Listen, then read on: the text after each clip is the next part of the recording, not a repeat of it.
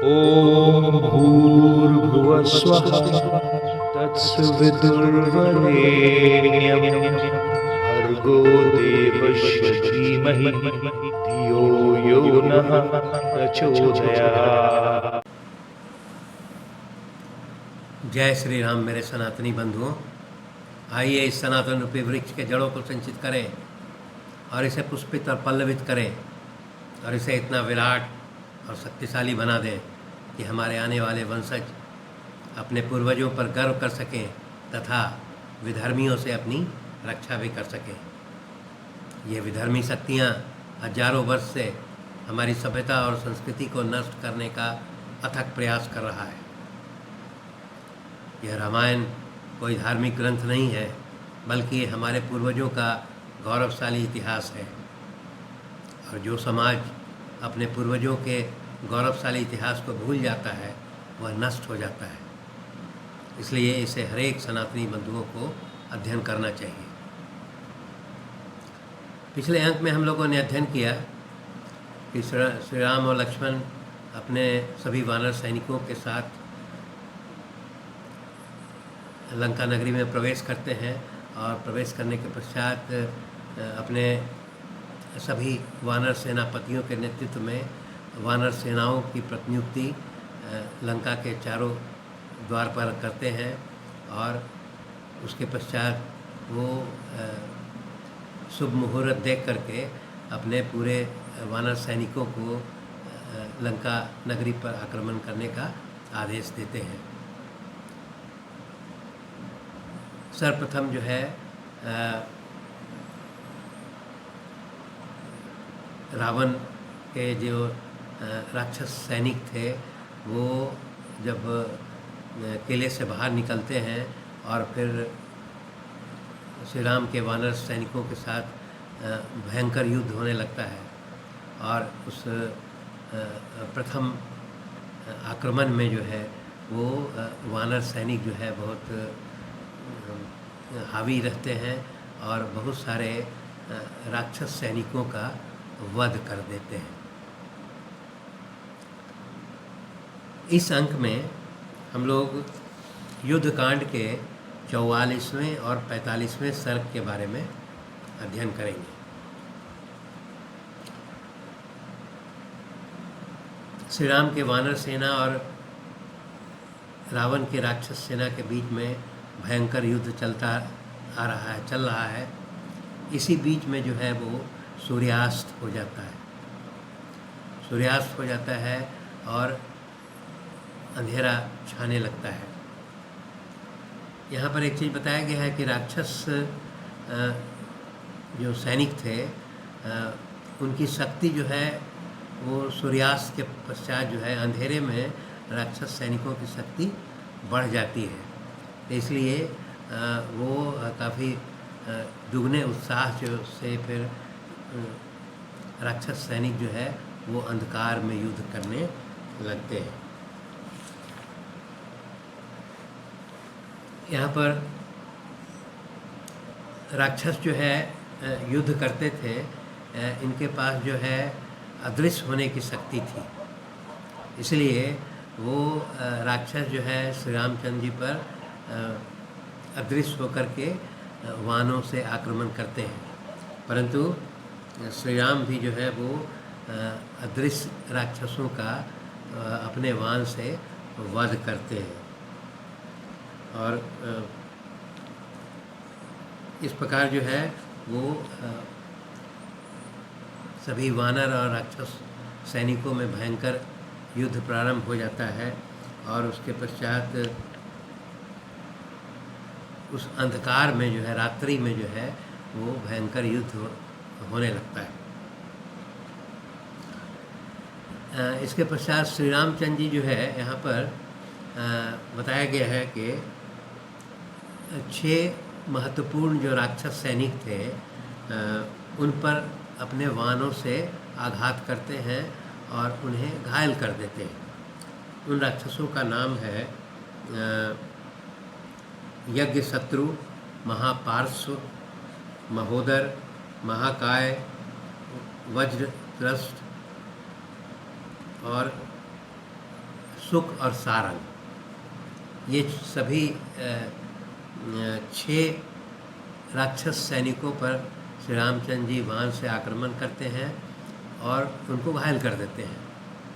परंतु वे भाग्यशाली हैं कि वो घायल होने के पश्चात वो युद्ध क्षेत्र से भाग जाते हैं और अपने प्राणों की रक्षा करते हैं।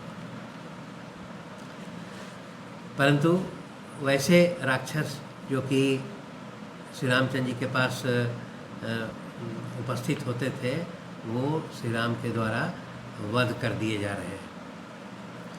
उस युद्ध में भयंकर जो है सिंहनाद हो रहा है रात्रि में, और भेरियाँ बज रही हैं, और वो भयानक रात्रि जो है और भी भयानक प्रतीत होती थी। यहाँ पर फिर बताया कि अंगद जो है वो आगे बढ़ते हैं युद्ध के लिए, और अंगद बढ़ते हैं तो उसको इंद्रजीत जो है उससे युद्ध करने लगते हैं। और अंगद जो है जब युद्ध के क्रम में इंद्रजीत के हाथ से वो गदा जो है वो छीन लेता है, और गदा छीन करके फिर उसी गदा से इंद्रजीत के रथ को, उसके घोड़े को और उसके सारथी का जो है वो वध कर देते हैं। और वो इंद्रजीत जो है वो रथ को छोड़ करके अदृश्य हो करके भाग जाता है। यहाँ पर दिया गया है कि प्रथम ये पक्ष में जो है अंगद के द्वारा जो है इंद्रजीत का जो पराजय होता है, उसको देख करके सभी देवता और ऋषि मुनि बहुत प्रसन्न होते हैं।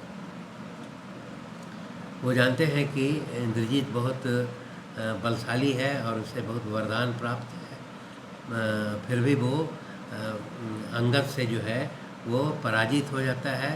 और ये सोच करके इंद्रजीत और अथवा मेघनाद जो है वो बहुत क्रोधित होता है।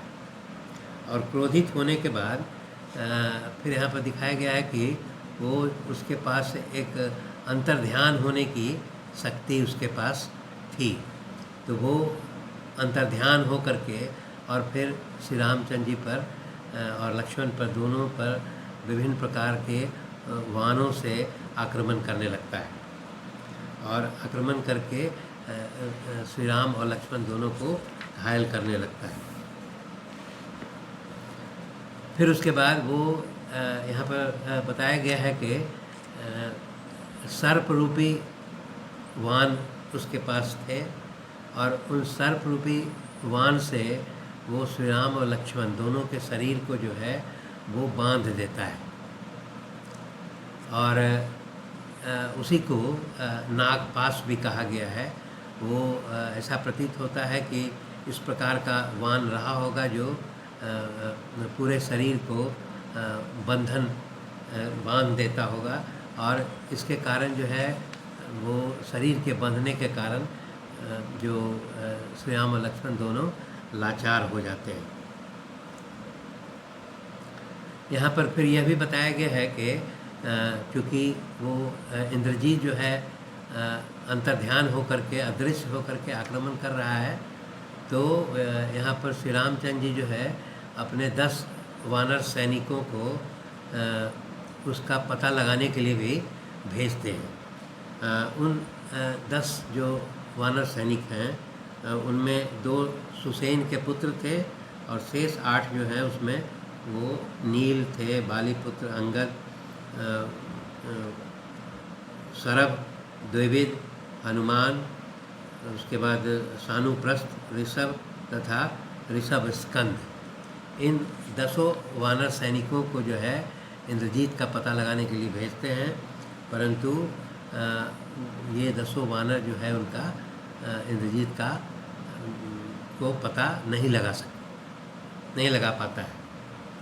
और यहाँ पर दिखाता है कि राम और लक्ष्मण दोनों जो है वो सर्प रूपी वाहन से उनका पूरा शरीर जो है वो बिधा हुआ है, और वो कोई भी युद्ध करने के लायक नहीं है और वो बंध गए हैं।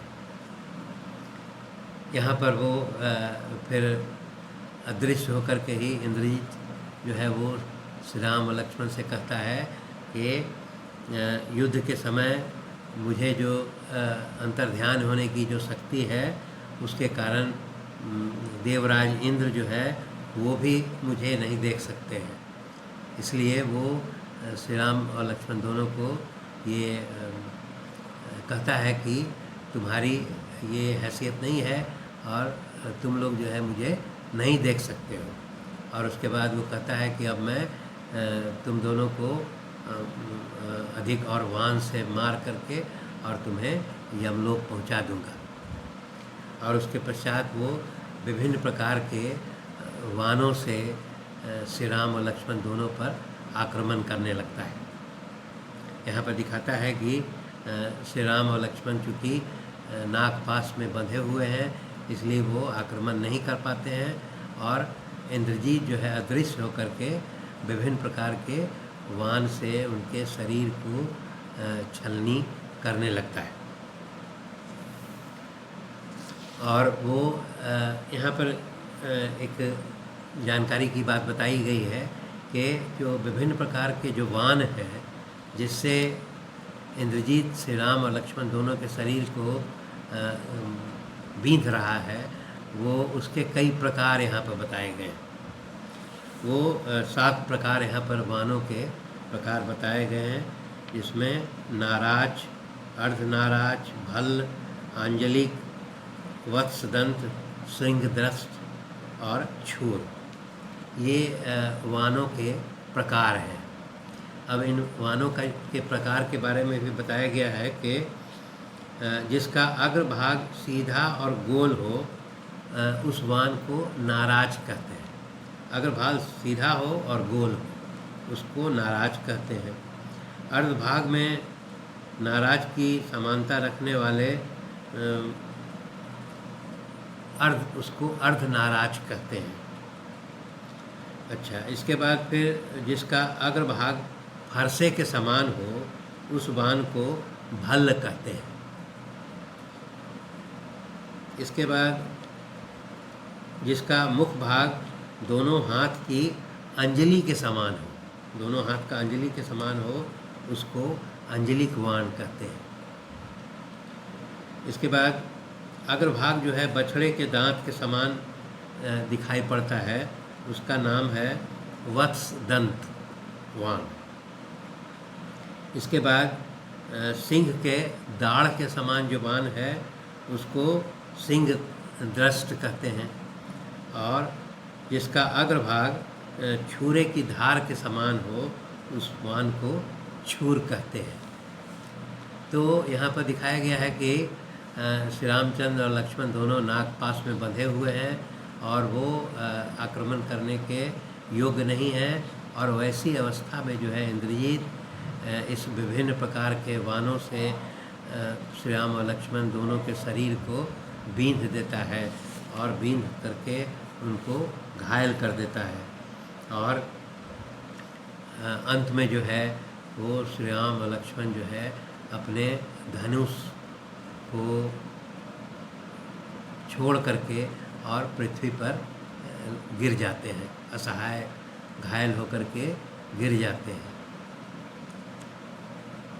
जब वहाँ पर लक्ष्मण श्री राम को देखते हैं घायल अवस्था में तो वो चिंतित होते हैं और फिर उसी प्रकार जो सभी वानर हैं वो राम और लक्ष्मण दोनों को घायल अवस्था में देखते हैं तो वो बहुत चिंतित होते हैं और विलाप करते हैं।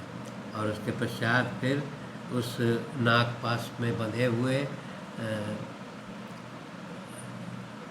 युद्ध भूमि पर सोए हुए दोनों वीर सैया पर सोए हुए दोनों भाइयों को घेर करके और उसको खड़े होकर के सुरक्षा प्रदान करने लगते हैं।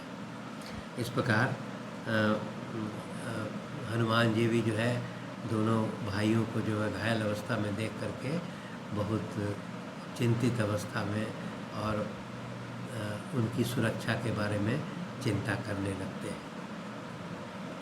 इस अंक में इतना ही। धन्यवाद।